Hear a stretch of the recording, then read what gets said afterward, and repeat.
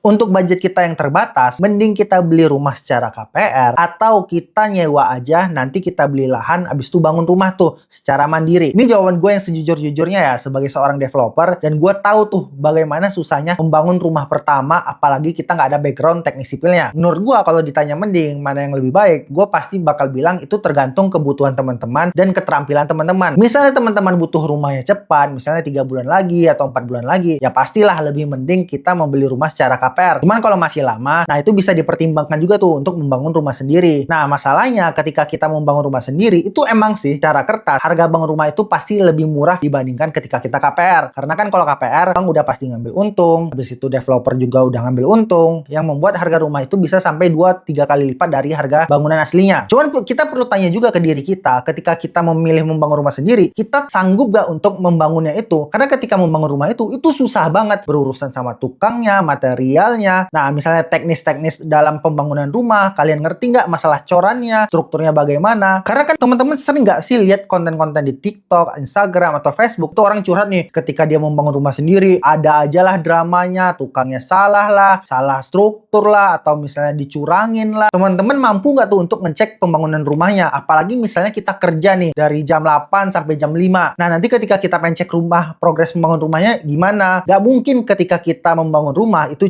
bisa dicek seminggu sekali aja. Itu nggak mungkin. Karena kalau seminggu sekali, bisa aja kesalahannya itu dilakukan hari Selasa. Nah, kita baru ngecek hari Minggunya. Masa kita mau bongkar lagi? Rugi dong kita. Makanya itu teman-teman siap nggak untuk menanggung resiko itu? Belum lagi kita harus mencari lahannya sendiri, sertifikatnya ini posisinya gimana, ada sengketa kah atau gimana. Jadi itu sangat-sangat kompleks gitu. Butuh waktu dan ilmu juga ketika membangun rumah itu. Makanya itu kalau ditanya mendingan mana, itu balik lagi tergantung keterampilan teman-teman dan kebutuhan teman-teman itu bagaimana. Kalau teman-teman nggak mau ngambil pusing dengan segala hal teknis, ya mending ngambil rumah secara KPR atau beli rumah secara cash. Tinggal nanti kalau misalnya ada kurang-kurang, tinggal kita komplain aja ke developernya. Jadi gimana menurut kalian guys?